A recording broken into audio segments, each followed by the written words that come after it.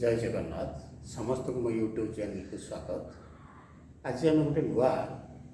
सूत्र साहाय्य हरण क्रिया करवा भाग क्रिया गोटे नूतन सूत्र साहाय्य से सूत्रटी हूँ कौन ध्वजांक पद्धति। प्रथम आम जाना दरकार ध्वजांक कौन कहीं ध्वजांक कहगला। ध्वजांक लिखन पद्धति जो संख्या को लिखुची बर्तमान 53 को 53 को ध्वजांक पद्धति लिखी अर्थात 10 अंकटी तले रहिबो एवं 1 अंकटी ऊपर लिखा या कहीं ध्वजांक कहगला ये कहुए ध्वजांक पद्धति। अच्छा कहीं कहगला बर्तमान ये जो 1 अंक 3 टी ध्वज आकार में ऊपर पड़े तेणु या ध्वजांक पद्धति को 5 डिजिट कहुए। बर्तमान 72 ध्वजांक पद्धति लिखी केमती लिखी 7 तले ऊपर 2 छोट आकार टे 2 लिखा। बर्तमान 55 आगे 55 को लिखा 5 ऊपर को 5 आगे या कहुए कौन बर्तमान आउ गोटे कर 37 बर्तमान 37 को मुझे लिखी ध्वजांक पद्धति आगे 3 रहा 10 अंक 1 अंक है 7 आगे या आम कौन कहवा ये है मूलांक बा मूलांक या कहुए या कौन कहुए मूलांक बा मुख्यांक कहुए या कौन कहुए मूलांक बा मुख्यांक या कौन कहुए ये है ध्वजांक ये है ध्वजांक। तेणु आज आम ये ध्वजांक साहाय्य हरण क्रिया संपादन करवा। तेणु आम ध्वजांक लिखन पद्धति आम जानीगले आगे बर्तमान एमती भी केतेक क्षेत्र में आसी थाए गोटे दिजापर उदाहरण 132 आगे या ध्वजांक पद्धति लिखिले कौन करी 1 3 2 ध्वजांक नहीं पारि बा केतेक क्षेत्र में 13 हम मूलांक व मुख्यांक 2 हम ध्वजांक ये दुईटी क्रिया ये दुईटी पद्धति जब आम भाग क्रिया करवा ताहले एका उत्तर ही आस। तेणु आम बर्तमान आम शिखिले ध्वजांक किपरि प्रकाश करवा ध्वजांक लिखन पद्धति आगे जानीगले परवर्ती आम कौन करवा ध्वजांक साहाय्य हरण क्रिया करवा। तेणु आम प्रश्न गोटे उदाहरण नवा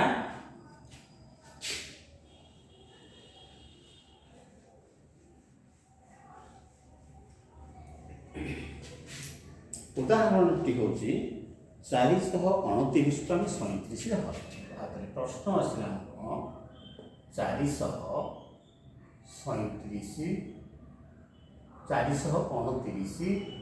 को आम हरण करवा क्या साहाय्य 37 साहाय्य आगे आम प्रथम कौन करवा 429 लिखा 429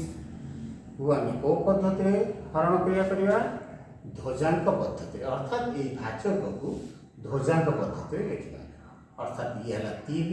ये है 7 ध्वजांक आगे बर्तमान ध्वजांक 1 अंक विशिष्ट अच्छे तेणु भाज्यर डाहाण पटू गोटे अंक छाड़ी आम दान ठीक अच्छे आओ मूल धर्म हूँ आम ये कर सारा कौन करवा भाग क्रिया क्या सहित हरण करवा आम मूलांक द्वारा भाग करवा अर्थात प्रथम सोपान आसो 4 हरण 3 समान के 3 के 3 भाग शेष बोलते 1 आगे 3 के 3 आगे यही भाग शेषटा कौटी लिखा डाहाण अंक तले डाहाण अंक तले लिखिले। बर्तमान ये है भाज्य आम द्वितीय सोपान बेलू मत नूतन भाज्य मिलूँ या कौन कहुए नूतन भाज्य मत जड़े कहुपर आगे कारण वास्तविक ये भाज्य बाहरी नहीं नूतन भाज्य कौन नूतन भाज्य बाहर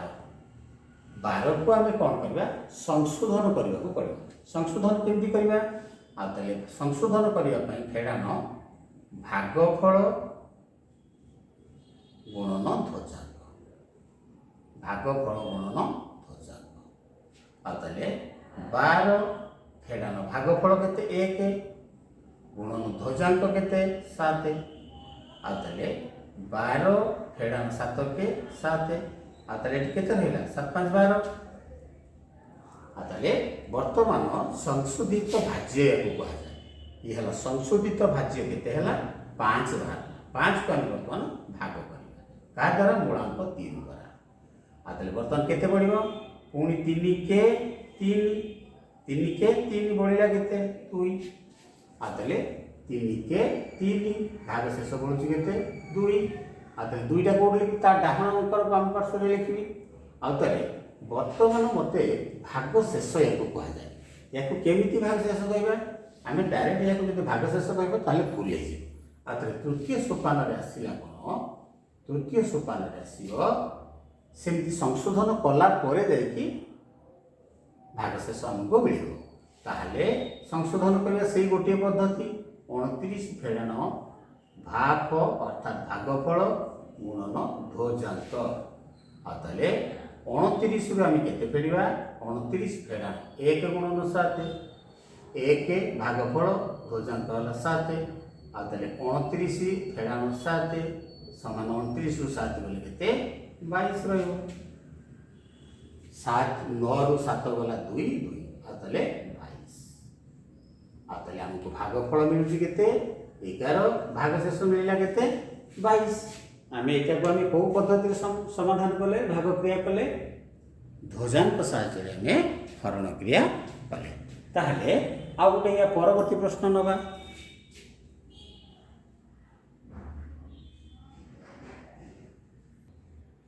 ठीक अच्छे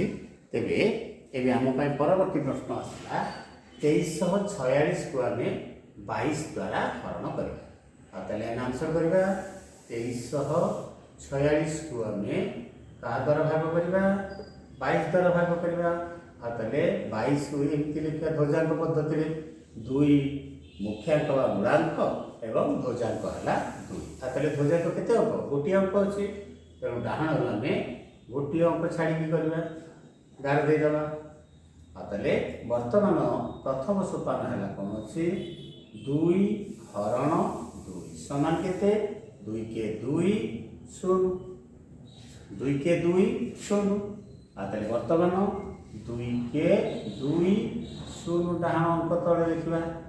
आते बर्तमान द्वितीय सोपान में नूतन भाज्य मत के मिली 0 3 मिली नूतन भाज्य ताको आम कौन कर संशोधन करवा संशोधन करवा कौ सूत्र में भागफल गुणन ध्वजांक भाग गुणन ध्वजांक आते 3 फेड़ाण भागफल के 1 ध्वजांक 2 आते 3 फेड़ाण 2 समान के 3 2 गले के रहा 1 रहा वर्तमान आमको आसला के संशोधित भाज्य मत मिलूँ के 1 मिलूँ तेणु 1 को मु मूलांक 2 द्वारा भाग हरण करी 2 आते कौन हम हरण पाई अखरी हम कि तेणु 2 0 0 भाग शेष के 1 बढ़ला 2 0 0 भाग शेष के बढ़ला 1 वर्तमान पुणी तृतीय सोपान को मत नूतन भाज्य के मिलूँ 14 मिलूँ नूतन भाज्य मत के मिलूँ 14 मिलूँ संशोधन करी माने भागफल गुणन ध्वजांक आते भागफल गुणन ध्वजांक आते समान के 14 फेड़ाण भागफल के 0 ध्वजांक 2 अर्थात से 14 रे दुटा गुणित के 0 हो 14 रु 0 गले से 14 वर्तमान 14 को क्या द्वारा भाग करी 14 को वर्तमान हरण 2 द्वारा भाग करी आते वर्तमान मुझे कौन करी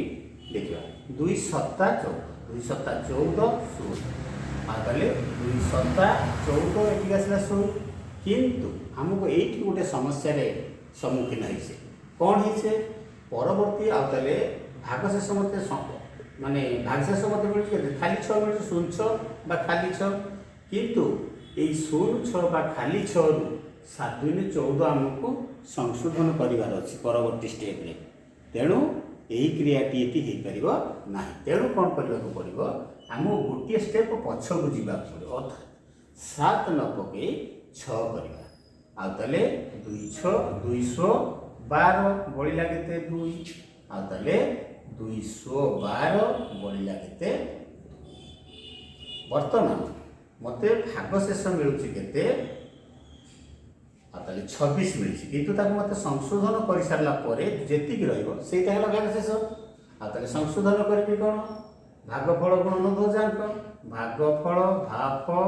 गुणन ध्वजांक ताले 26 फेडाण 6 गुणन 2 ताले 26 फेडाण 26 ने केते 12 समान केते 6 रु 2 गले 4 2 रे 1 गले ताले समान केते रहउची भागशेष रहउची केते 14 ठीक अछि ताले निश्चित भाव में बुझी करथिबा एबे हमको भागफल मिलिला केते 106 एवं भाग शेष मिलुची केते 14 ये दुटा प्रश्न गला दुटा प्रश्न को आम समाधान कले देखिए ठीक अच्छे आ गोटे उदाहरण नवा परवर्ती उदाहरण टी आ गोटे नवा देले आम स्पष्ट भाव में बुझीजा जे ध्वजांक हरण किपरि करा जाए ठीक अच्छे ताले परवर्ती प्रश्न अच्छी 8948 हरण 53 ताले 8948 को 53 द्वारा भाग करवा ताले 8948 को आम 53 द्वारा भाग करवा 5 3 मूलांक है 5 ध्वजांक है 3 गोटे अंक अच्छी तेणु डाण गोटे अंक छाड़ी आम 11टी देदेवा बर्तमान आम प्रथम सोपान 8 को आम मूलांक 5 द्वारा हरण 8 हरण 5 समान के 5 के 5 बढ़ुची 3 5 के 5 ये 3टा डाण अंक बाम पार्श्व लिखा आते बर्तमान नूतन भाज्य मत मिली के 39 मिली नूतन भाज्य ताको आम कौन करवा संशोधन करवा भागफल गुणन ध्वजांक आते भागफल गुणन भाफ लिखी भागफल आउ धोरे है ध्वजांक आते 39 फेडाण भागफल के 1 ध्वजांक के 3 आते 39 फेडाण 3 समान के 36 वर्तमान मते संशोधित भाज्य केते मिली 36 मिली 36 की वर्तमान केते भाग करी 5 रे भाग 5 वर्तमान देखिए आगे 530 535 वर्तमान 535 पकड़े आम समस्या हम देखा 535 1 36 आगे 535 1 36 आगे आमको परवर्ती स्टेप कौन करा पड़े 14 आमको मिलूँ के 14 मिलूँ 14 रु 7 21 फेड़ कि फेड़ी हम तेणु आम ये क्रियाटी हो पार ना तेणु आमको गोटे स्टेप पछुक आसला आगे कौन कर 530 6 आगे ये के 530 भाग शेष के 6 6टी कौट लिखी डाण अंकर बाम पार्श्व आगे वर्तमान मत तृतीय सोपान में नूतन भाज्य मिलूँ के 64 मुझे संशोधन करी भागफल गुणन ध्वजांक भागफल गुणन ध्वजांक आदले भाफ गुणन ध्वजांक आदले 64 फेडाण केते भागफल है के 6 ध्वजांक 3 आदले 6 गुणन 3 समान के 64 फेडाण 18 36 18 आदले 14 रु 8 गले के 6 5 रु 1 गले 4 केते रहिला मते मिलुची के 46 मिलुची आते बर्तमान 46 की क्या द्वारा भाग करी मुख्यांक मूलांक 5 द्वारा आते 46 हरण 5 आते बर्तमान कौन करना 5 नुआ 45 पढ़ पार देखिए 5 नुआ 45 1 किंतु समस्या आसी आमको 5 नुआ 45 1 18 18 आमको 29 27 वियोग करार अच्छी हो पार तेणु आमको ये कौन करा पड़ो गोटे स्टेप पछुक आसा पड़े अर्थात 8 बढ़ आते 8 पंचा 40 बढ़ला के 6 5 अष्टा 40 5 अष्टा 40 बढ़ुची के 6 वर्तमान मते भागशेष केते मिलियो देखिबा संशोधन कर सारा पर जहाँ रही से भागशेष आते 68 फेडाण भागफल गुणन ध्वजांक भागफल गुणन ध्वजांक आते 68 फेडाण भागफल के 8 गुणन 3 समान आते 68 फेडाण 8 की 24 आते केते रोची 8 रु 4 गले 4 आउ 6 ରୁ 2 ଗଲେ 4 अर्थात भाग शेष हमको मिलला केते संशोधित भाग शेष 44 आतले आमे 8948 को 53 द्वारा भाग करिबारु मते मिलला केते भाग शेष 168 भागफल मिलला एवं भाग शेष रहिगला केते 44 तेणु निश्चित भाव में मु 3टी उदाहरण बुझेली निश्चित भाव में आम समस्ते बुझीपार आओ आज ये रखा